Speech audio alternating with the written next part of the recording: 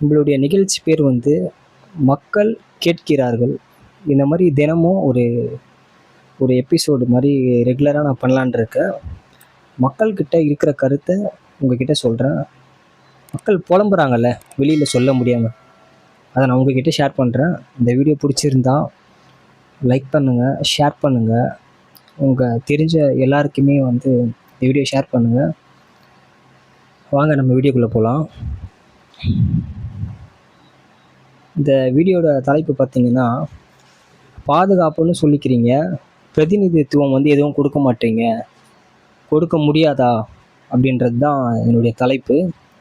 தமிழ்நாட்டில் 234 தொகுதிகளில் குறைந்தது 50 தொகுதிகள் இஸ்லாமிய வாக்குகளால் தீர்மானிக்கப்படுகின்றன. அப்படி இருக்க இஸ்லாமிய பாதுகாப்பு என்று சொல்லிக்கொள்ளும் திமுக அரசு ஏன் 50 சீட்டுகளை கூட நம்ம சமூகத்துக்காக கொடுக்க முடியவில்லை? நாடாளுமன்றத்தில் 10 சீட்டுகள் கூட நம்ம குரலுக்கு கொடுக்க முடியாதா? பாதுகாப்பு சொல்லி வாக்கு வாங்குறாங்க, ஆனால் சட்டமன்றத்துக்குள்ள நம்ம குரலை தடுத்துடுறாங்க. நாங்கள் கேட்கிறோம் பாதுகாப்பு. தமிழ்நாட்டில் இஸ்லாமிய பாதுகாப்பு சொல்லிக்கொண்டே வர கட்சிக்கு இன்று நாங்கள் ஒரு கேள்வி கேட்கணும், நீங்கள் சொல்கிறீங்களா அப்படின்னு வந்து மக்கள் சொல்கிறாங்க.